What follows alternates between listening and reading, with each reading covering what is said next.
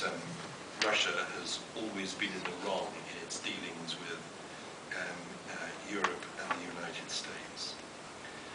I think that the unilateral abrogation of treaties, of ABM, and so on, has been a terrible error. I don't know why we've allowed ourselves to get into this row about Star Wars kit to prevent the Iranians shelling New York. I mean, and I think that the NATO argument has been deeply misconceived. I can understand why the Russians should feel that Ukraine as a member of NATO is a real infringement on their security.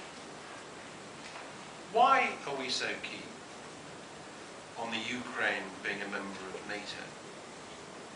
Because it allows us to some extent to cop out of encouraging them to become a member of the European Union. Now, admittedly, both NATO, theoretically, and the European Union are run from Brussels. I say in the case of NATO, theoretically.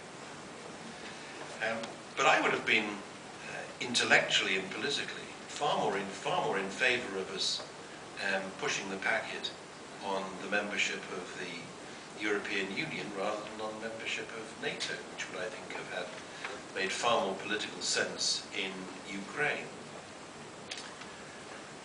A victim of all this has been Moldova, a wretchedly poor country, which is crippled by Transnistria, and the way Transnistria is still run by a gang of thugs and criminals, thanks in part to the covert protection of Russia, making a point about other parts of the region. I think we've behaved pretty badly about Moldova, and the sooner we get ourselves straight on the Ukraine, perhaps the sooner we'll be able to take a more generous view of Moldova. One last point about the Ukraine. I've just been reading a book about Joseph Conrad, who was born near what was then called Lvov, and then became Lwów, and then became Limburg, I think, and then Lviv, or the other way round.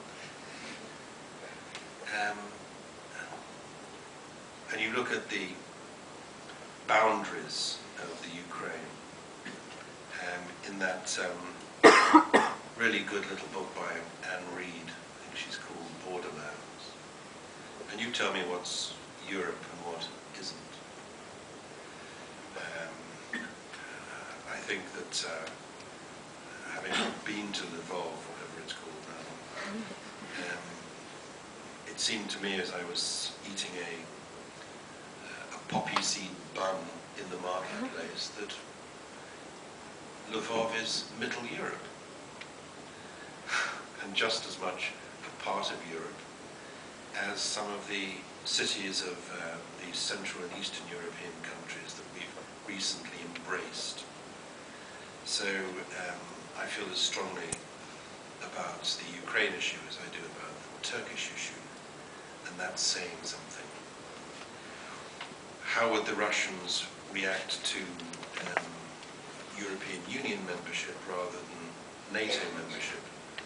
Not well, but they'd have less of a case to make than they do in relation to NATO. Sadly, we have to draw things to a close now.